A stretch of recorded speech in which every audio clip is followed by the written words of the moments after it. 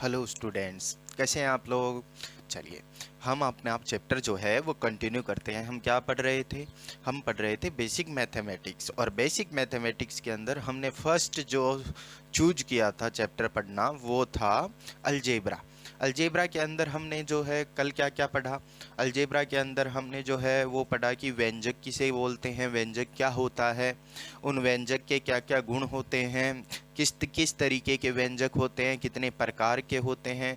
फिर हमने देखी थी कुछ सर्व समीकाएं। सर्व समीका का मतलब है a प्लस बी का whole square is equal to A square plus 2ab plus में बी स्क्वायर। इस जैसी कई ऐसी समीकरणें होती है या कई ऐसे व्यंजक होते हैं जिनका मान जो है वो हमें डायरेक्ट याद रखना होता है, वो सर्व समीकाएं बोली जाती है। कुछ इंपॉर्टेंट सर्व समीकाएं जो है वो हमने नोट डाउन की थी, और उम्मीद कर रहा हूं कि आप लोगों ने वो पढ़ा होगा और याद कर रखा होगा। अब उसके बाद में हमने पढ़े थे कि समीकरण क्या होती है। तो समीकरण के दो प्रकार हमने पढ़े जो अपने मेनली काम में आते हैं। वो होती है, एक तो हम बोलते हैं रेखिक समीकरण, या हम बोल सकते हैं एक घातीय समीकरण। दूसरा जो प्रकार होता है वो होता है द्विघातीय समीकरण। तो आज हम उन्हीं समीकरणों के बारे में डिस्कस करेंगे और देखेंगे कि जो अपने पास रेखिक समीकरण है उस रेखिक समीकरण के हल हम किस तरीके से ज्ञात कर सकते हैं। तो चलिए शुरू करते हैं। आज हम बात करेंगे कि रेखिक समीकरण जो आपके पास है उस रेखिक समीकरण के हल, या जो हल आएंगे उन्हें हम क्या बोल सकते हैं? मूल भी बोल सकते हैं। तो रेखिक समीकरण जो बनती है अपने पास, हमें पता है कि उसके अंदर चर राशि की अधिकतम घात होती है एक, और अधिकतम घात एक होती है। तो कोई भी रेखिक समीकरण हो आपके पास, उस रेखिक समीकरण को हल करने के दो तरीके हम मेनली देखते हैं। आपको इनमें से जो अच्छा तरीका लगे उसके अकॉर्डिंग ही क्वेश्चन के अंदर आपको इसका यूज करना है। मैं ये नहीं कह रहा कि किसी क्वेश्चन में आपको बोल देगा कि इस विधि से सोल्व करें, ऐसे बिल्कुल ही नहीं होगा। हम केवल ये देख रहे हैं बेसिक चीजें कि आपके पास कोई भी किसी न्यूमेरिकल के अंदर अगर रेखिक समीकरण बन गई तो आप उसको सोल्व कैसे कर पाते हैं। तो हम बात करेंगे कि इनके हल जो है वो हम दो तरीके से देख सकते हैं। एक तरीका जो होता है वो आपने पढ़ा होगा, एक को हम बोलते हैं विलोपन विधि। एक जो होती है वो होती है विलोपन विधि, और दूसरा जो तरीका होता है वो होता है प्रतिस्थापन विधि। प्रतिस्थापन विधि, दो विधियों की हम बात करेंगे यहाँ पर। दोनों विधि के अनुसार मैं आपको क्वेश्चन को सोल्व करके बता दूंगा। जो विधि आपको अच्छी लगे, जो आपको ज़्यादा अच्छे से क्लियर हो, आपको उस विधि के अनुसार ही आंसर अपना निकालना है। तो अगर हम बात करें कि दो प्रकार की विधियाँ होती हैं, एक विलोपन विधि बोलते हैं, दूसरी होती है प्रतिस्थापन विधि। विलोपन का मतलब क्या हो गया? विलोपन का मतलब हो गया कि आप किसी एक पद को गायब कर दोगे, ठीक है। प्रतिस्थापन का मीनिंग क्या हो गया कि एक की जगह कोई दूसरा पद, एक की जगह कोई दूसरा पद आप लिख दोगे, तो वो होती है प्रतिस्थापन विधि। एक तो हमने क्या बोली कि विलोपन का मीनिंग क्या हो गया? गायब करना, यानी किसी एक पद को आप गायब कर दोगे पूरी तरह। प्रतिस्थापन विधि का मीनिंग क्या हो गया? प्रतिस्थापन का मीनिंग हो गया एक पद की जगह कोई दूसरा पद जो दूसरा समीकरण आपको देगा उसके अंदर से उसका मान आपको पहले वाले समीकरण के अंदर रखना होगा, उसे हम बोलते हैं प्रतिस्थापन विधि। तो इन दोनों विधियों को हम समझने के लिए एक एग्जाम्पल लेते हैं, और उस एग्जाम्पल के अंदर हम विलोपन विधि से मूल ज्ञात करेंगे या हल ज्ञात करेंगे, और प्रतिस्थापन विधि से हल ज्ञात करेंगे। तो आपके पास रेखिक समीकरण जो है वो किस प्रकार की होती है, उस रेखिक समीकरण के आधार पर भी हम पता लगाते हैं कि मूल जो है वो कितने होंगे और किस विधि का हमें प्रयोग करना है। जैसे मैं फर्स्ट एग्जाम्पल जो है वो ले रहा हूं कि आपके पास कोई समीकरण दे रखी है x plus 2 is equal to 0। Simple सी समीकरण है। बोले x का मान क्या होगा, तो मैं लिख दूंगा भाई x का मान हो गया कितना, -2। तो यह तो है आपके पास बेसिक समीकरण। अब यहाँ से हम क्या कहते हैं कि आपको कोई समीकरण जो है वो दे दे इस प्रकार की। एग्जाम्पल दूसरा अगर मैं बोलूँ, मैं बोल देता हूँ समीकरण है x plus Y is equal to 1, 2x plus Y is equal to 3। ये आपके पास कोई दो समीकरण हैं, ठीक है, दो समीकरण हैं। तो आपको जो मान निकालना है वो x और y का मान निकालना है कि x का मान कितना होगा और y का मान कितना होगा। अब यहाँ से देखो, अगर इसी समीकरण के अंदर आपको कोई एक ही समीकरण देता और वो एक ही समीकरण आपको बोल देता कि x plus Y is equal to 2, तो x और y का मान निकालो, तो क्या आप किस एक समीकरण से x और y दोनों का मान निकाल सकते थे क्या? तो हम बोलेंगे अगर मैं x का मान निकालना चाहूंगा तो y आ जाएगा, y का मान निकालना चाहूंगा तो x आ जाएगा। यानी एक समीकरण जब आपके पास हो तो एक समीकरण से आप केवल एक ही अज्ञात राशि का मान ज्ञात कर सकते हो। अगर आपके पास कोई दो अज्ञात राशि है, जैसे इसके अंदर ये दो अज्ञात राशियां हैं आपके पास, तो जो समीकरण आपको चाहिएगी वो समीकरण भी कितनी होनी चाहिए, कम से कम दो समीकरण होनी चाहिए। यानी हम एक बात जो है वो हमेशा ध्यान में रखेंगे कि आपके पास जितने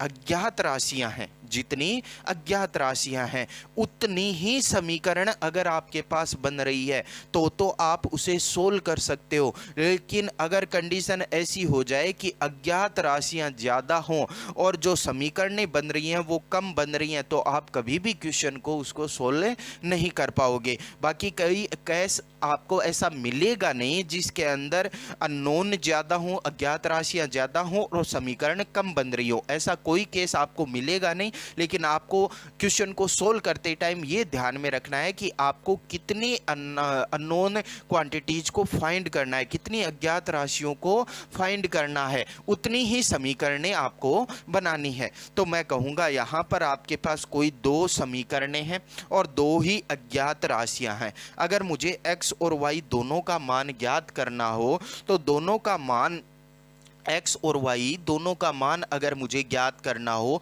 तो मैं कहूँगा सबसे पहले मैं काम में लेता हूँ विलोपन विधि। तो अगर मैं विलोपन विधि से मान ज्ञात करना चाहूँ, हम सबसे पहले कौन सी विधि काम में ले रहे हैं, हम सबसे पहले विधि काम में ले रहे हैं विलोपन विधि। तो विलोपन विधि से मैं कैसे सोल्व करूँगा, मैं लिख लेता हूँ दोनों समीकरणों को। फर्स्ट लिख दिया मैंने x plus Y is equal to 1, उसके नीचे मैं लिख देता हूँ 2x प्लस वाई बराबर 3, दोनों समीकरणें लिख दी हमने।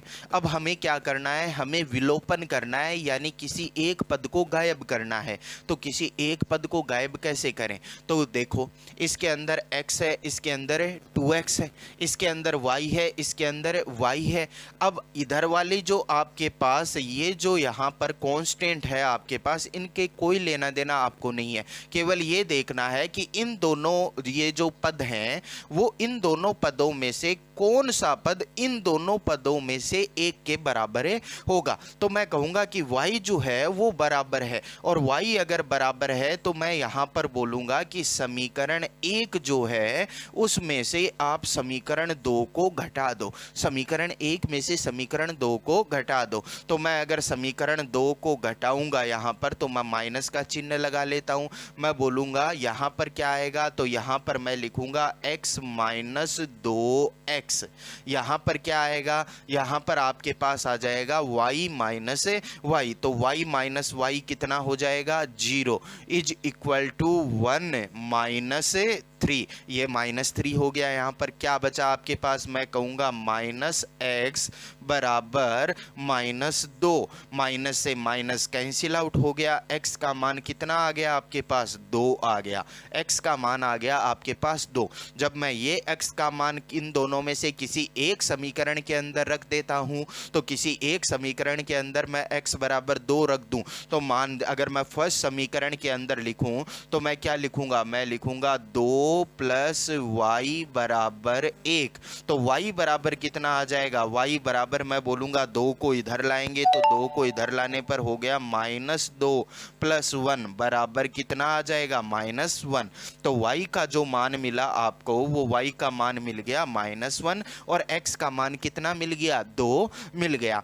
अब अगर हम यहाँ पर इसी क्वेश्चन को प्रतिस्थापन विधि से करें, हम इसी क्वेश्चन को प्रतिस्थापन विधि से करें, प्रतिस्थापन विधि से करें, तो प्रतिस्थापन विधि के अंदर हमने क्या देखा कि एक की जगह दूसरा पद रख दो, यानी समीकरण 1 आपके पास है x प्लस वाई बराबर 1। ये है आपके पास समीकरण 1। यहाँ से इस समीकरण से मैं किसी एक पद का मान निकाल लेता हूँ और उस पद का मान मैं दूसरी समीकरण के अंदर रख दूंगा। जैसे यहाँ पर मैं x का मान निकाल लूँ तो x बराबर कितना आएगा मेरे पास, मैं बोलूँगा 1 माइनस वाई आ गया। अब ये जो x का मान है वो हम दूसरी समीकरण में रख देंगे। तो दूसरी समीकरण क्या है आपके पास, 2x प्लस वाई बराबर 3। यहाँ पर मैं x की जगह मान रख देता हूँ 1 माइनस वाई। तो x की जगह 1 माइनस वाई रखूंगा तो क्या बनेगा, 2 1 माइनस वाई प्लस वाई बराबर 3। इसे अंदर गुणा कर दिया तो 2 माइनस 2y प्लस वाई बराबर 3। अब देखो यहाँ पर 2 बचा हुआ है, माइनस का 2y और प्लस का y कितने बन गए, तो मैं कहूँगा -2 में से 1 घटा दूंगा तो 1 बच जाएगा, वो भी किसका, माइनस का। तो माइनस का 1y बराबर है 3। अब -y है तो -y को इधर ले जाओ और इस 3 को इधर ले आओ। तो -y को इधर लाऊंगा तो ये धनात्मक हो जाएगा, तो अपने पास आ जाएगा y बराबर, ये 3 इधर जाएगा तो कैसा हो जाएगा, ऋणात्मक। तो मैं कहूँगा 2 माइनस 3 बन जाएगा। तो y का जो मान है अपने पास यहाँ पर कितना आ गया, y का मान आ गया -1। अब ये देखो हमने जब विलोपन विधि से किया तो भी y का मान -1 आया, जब हमने प्रतिस्थापन विधि से किया तो भी y का मान -1 ही आ गया। अब y का मान -1 मिल गया तो किसी भी एक समीकरण के अंदर आप y का मान रख दो -1 तो x का मान मिल जाएगा। तो मैं अगर इस समीकरण के अंदर मान रखूं तो मैं लिखूंगा x, y का मान कितना, -1 बराबर किसके, 1 के। तो ये -1 इधर जाकर क्या बन जाएगा, +1 और 1 पहले से है, टोटल कितना बन गया आपके पास 2। तो x का मान जो है वो आपके पास कितना आ गया, 2 मान आ गया। तो चाहे विलोपन विधि लगाओ या प्रतिस्थापन विधि आप लोग लगाओ, मान जो आपके पास आएंगे x और y के वो मान हमेशा बराबर ही आएंगे। अगर मान आपका गलत आ रहा है, विलोपन विधि लगाने पर मान अलग आ रहा है, प्रतिस्थापन विधि लगाने पर मान अलग आ रहा है, इसका मतलब आपने कहीं ना कहीं कैलकुलेशन मिस्टेक की है, तो उन्हें आपको दुरुस्त करना है। तो चलिए एक एग्जांपल और लेके चलते हैं हम लोग।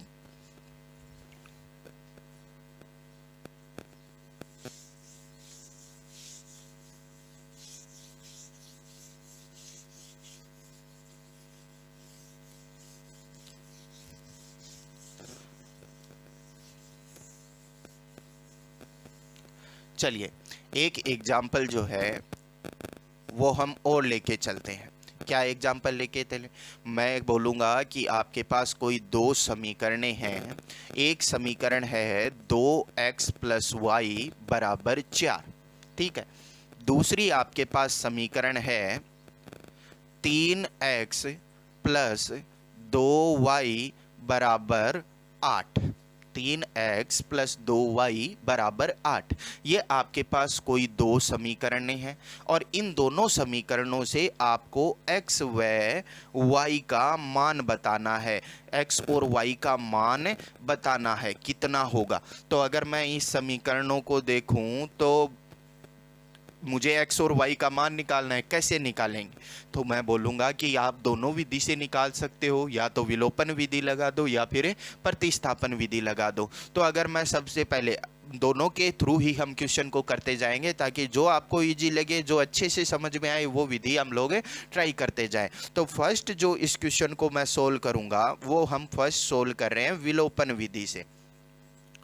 हम फर्स्ट क्वेश्चन जो है इसको सोल्व कर रहे हैं विलोपन विधि से। तो विलोपन विधि के अंदर क्या करते हैं, विलोपन विधि के अंदर हम पहले तो ये देखते हैं कि दोनों समीकरणों में कौन सी राशि जो है, कौन सा पद है बराबर है, और अगर बराबर है तो मैं एक समीकरण में से दूसरे को माइनस कर देता हूं। तो चलिए देखिए यहाँ पर अगर हम इसके अंदर बात करेंगे तो x 2x है, यहाँ पर 3x है, दोनों बराबर नहीं है। यहाँ पर y है, यहाँ पर 2y है, तो ये भी बराबर है नहीं है। तो ऐसी सिचुएशन के अंदर क्या करेंगे, ऐसी सिचुएशन के अंदर हम किसी एक पद को बराबर करेंगे। बराबर कैसे करें, तो मैं लिखूंगा फर्स्ट समीकरण आपके पास है 2x + y = 4, ठीक है।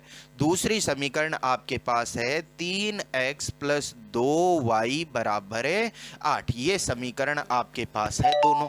अब मुझे अगर किसी एक पद को बराबर करना है तो किसी एक पद को बराबर करने के लिए मैं क्या बोलूं, देखो 2x है, यहाँ पर है 3x, यहाँ पर है y, यहाँ पर है 2y। अब अगर मैं ये देखूं कि y जो है, अगर यहाँ पर मैं y को 2 से गुणा कर देता हूँ तो 2 से गुणा कर देने पर ये 2y बन जाएगा, ये 2y बन जाएगा, ठीक है।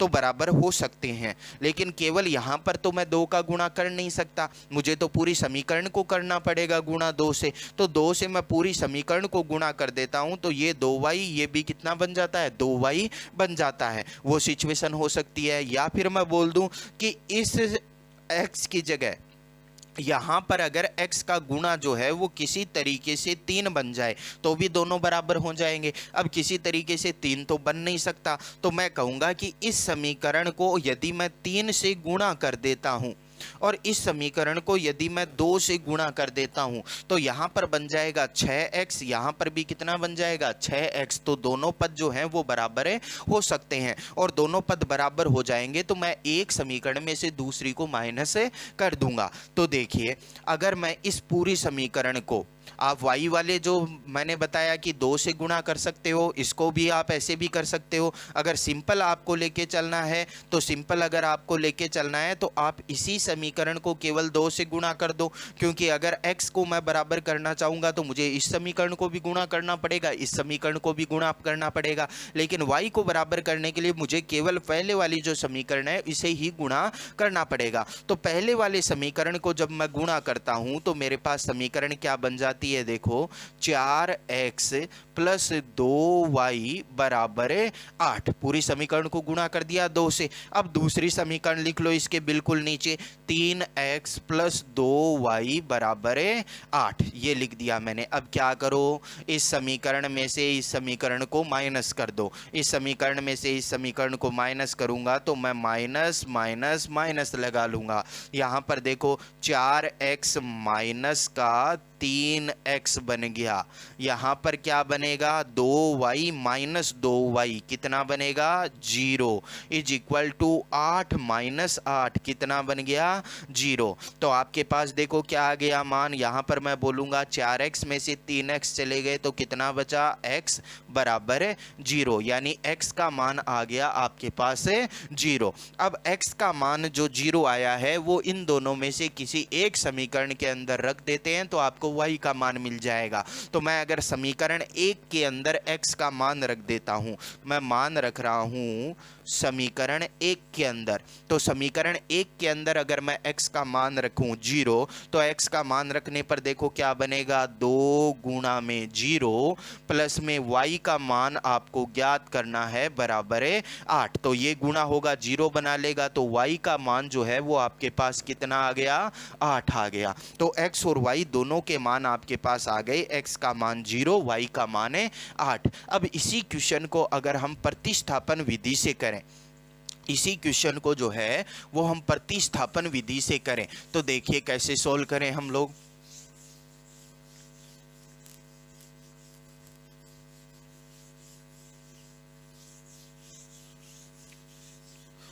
प्रतिस्थापन विधि के अंदर क्या करते हैं हम लोग, प्रतिस्थापन विधि के अंदर हम एक जो अपने पास है एक कोई भी समीकरण, उससे हम एक पद का मान निकालते हैं, चाहे x चाहे y, और वो मान दूसरी समीकरण के अंदर रख देते हैं। तो अगर हम प्रतिस्थापन विधि से इस क्वेश्चन को सोल्व करना चाहें, प्रतिस्थापन विधि से। तो प्रतिस्थापन विधि से इस क्वेश्चन को मैं सोल्व करूंगा तो मैं लिखूंगा पहली समीकरण है 2x + y = 4 और दूसरी समीकरण जो है वो है आपके पास 3x + 2y = 8। ये दोनों समीकरणें हैं। आपको क्या करना है, किसी भी एक समीकरण से किसी एक पद का मान निकाल लो। तो मैं अगर समीकरण 1 से मान निकाल रहा हूं तो समीकरण 1 के अंदर मैं क्या बोलूंगा कि 2x + y = 4 है। यहां से मैं y का मान निकाल लेता हूं। तो y का मान मैं निकालूं तो 2x को इधर ले जाना पड़ेगा, तो y बराबर आ जाएगा 4 - 2x। ये मान जो y का है वो हमें दूसरे नंबर की समीकरण के अंदर रखना है। तो ये y का मान जो है वो समीकरण 2 के अंदर हम रख रहे हैं। ये समीकरण 2 के अंदर मान रखेंगे तो मैं बोलूंगा 3x + 2y का जो मान है वो कितना लिख दिया, 4 - 2x = 8। तो यहां से देखो क्या बनेगा आपके पास, 3x + 2 को अंदर गुणा कर दिया तो 8 - 4x बराबर किसके, 8 के। अब देखो 3x - 4x तो कितना बचा आपके पास, माइनस का x बराबर ये 8 इधर चला गया तो ये 8 कैसा हो जाएगा, ऋणात्मक। तो क्या बन गया आपके पास, 8 - 8 बराबर 0। यानी x का जो मान है, -x का जो मान है वो कितना आ गया, 0। इसका मतलब x का मान कितना आ गया, 0। क्योंकि माइनस से मैं समीकरण को गुणा कर दूंगा दोनों तरफ तो माइनस माइनस क्या हो जाएगा, प्लस x बराबर 0 आ गया आपके पास मान। 0 जो है वो माइनस बोलो या प्लस बोलो, बात तो एक ही है। अब अगर x का मान 0 आ गया तो ये मान हम इन दोनों में से किसी एक समीकरण के अंदर रख देते हैं। अगर मैं पहली वाली समीकरण के अंदर ये मान रखूं, समीकरण 1 के अंदर मैं ये मान रखता हूं तो समीकरण 1 में x बराबर 0 रख दो। तो x बराबर 0 हम यहां पर रखेंगे तो x बराबर 0 रखने पर मान क्या आएगा आपके पास, x बराबर 0 रखने पर मान क्या आएगा आपके पास, यहाँ पर हमने कर दिया 8 माइनस में 4x तो 3x - 4x = 0। तो x = वैल्यू अपने पास आ गई 0। अब हमें देखनी है y की वैल्यू। तो y की वैल्यू अगर मैं देखूंगा तो y की वैल्यू यहाँ से देखो बेटा, यहाँ पर हमने जो है वो कैलकुलेशन मिस्टेक कर दी है। 2x + y = 4 है ना, तो हमने यहाँ पर 2x + y = 8 लिख रखा था, ये 4 लिख लेंगे तो यहाँ पर y की जो वैल्यू है वो कितनी मिल जाएगी, 4 वैल्यू मिल जाएगी। कैलकुलेशन मिस्टेक वहाँ पर देखने के अंदर। तो चलो x की वैल्यू 0, समीकरण 1 के अंदर मान रखो, x बराबर 0 रखूंगा तो y बराबर कितना आएगा, तो मैं लिखूंगा 2 गुणा में 0 प्लस y बराबर 4। तो ये मान कितना आ गया आपके पास, y बराबर आ गया आपके पास 4। तो इस तरीके से हम किसी भी क्वेश्चन को दोनों विधियों में से किसी भी विधि से सोल्व कर सकते हैं। दोनों के मान देखो, x बराबर 0 आ गया, y बराबर 4 आ गया, उसमें भी x बराबर 0 आ रहा है, y बराबर 4 आपके पास आ रहा है। चलिए नोट डाउन कीजिए।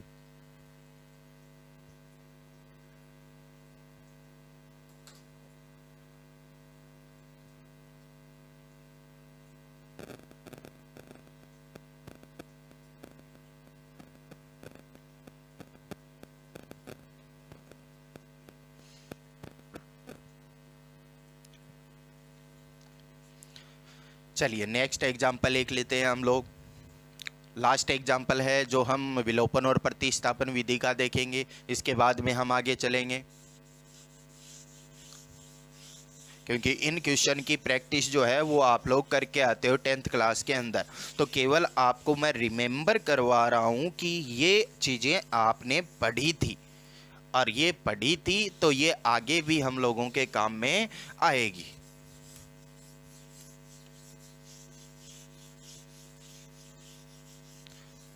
चलिए नेक्स्ट क्वेश्चन की अगर हम बात करें तो मैं लेता हूं एग्जाम्पल 4। ठीक है, हम एक समीकरण लिखते हैं। क्या समीकरण लिख लेते हैं हम, 2x - 5y = 10।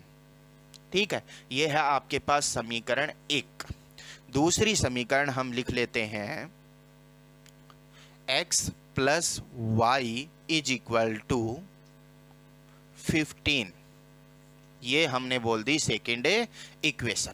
ठीक है, अब देखो यहाँ पर हमारे पास दो कोई भी समीकरण है, इसको मैं थोड़ा अगर डिफिकल्ट बना दूं तो मैं बोलूंगा x प्लस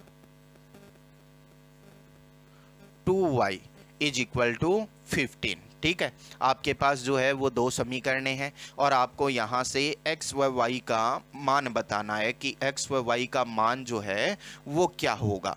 तो अगर यहाँ से हम x और y का मान देखें तो x और y का मान जो है वो आपके पास कितना हो जाएगा। तो सबसे पहले तो हम क्या बात करें, वही अपने पास विलोपन विधि। ठीक है, विलोपन विधि से अगर हम इस क्वेश्चन का आंसर निकालना चाहेंगे तो देखो क्या आएगा अपने पास। अगर विलोपन विधि लगाएं तो मैं कहूँगा विलोपन विधि के अंदर हमें इन दोनों में से किसी एक पद को बराबर करना पड़ेगा। तो पहली समीकरण है आपके पास 2x माइनस 5y बराबर 10। दूसरी समीकरण है x प्लस 2y बराबर 15। ठीक है, तो देखो यहाँ पर क्या होगा, मैं अगर इस समीकरण से इस समीकरण की तुलना करूं तो कौन सा इजी तरीका रहेगा या कौन सा ऐसा पद है जिसे हमें बराबर करना इजी रहेगा। तो मैं कहूँगा यहाँ पर 2x है और यहाँ पर x है। अगर मैं इस समीकरण को 2 से गुणा कर दूं तो इस समीकरण से 2 से गुणा कर दूंगा तो यहाँ पर 2x बन जाएगा, यहाँ पर 2x बन जाएगा, तो दोनों बराबर हो जाएंगे। तो मैं इस समीकरण को 2 से गुणा कर देता हूं। तो इस समीकरण को 2 से गुणा करूं तो देखो क्या बनेगा, 2x प्लस में 4y बराबर 2 से गुणा कर दिया, कितना बन गया, 30 बन गया। तो ये आपके पास दूसरी समीकरण आ गई 2 से गुणा करने के बाद में। मैंने 2 से गुणा कर दिया, अब क्या कर दो, अब देखो यहाँ पर माइनस कर दिया, यहाँ पर माइनस कर दिया, यहाँ पर माइनस कर दिया। तो देखो 2x माइनस 2x तो कितना बन गया, 0।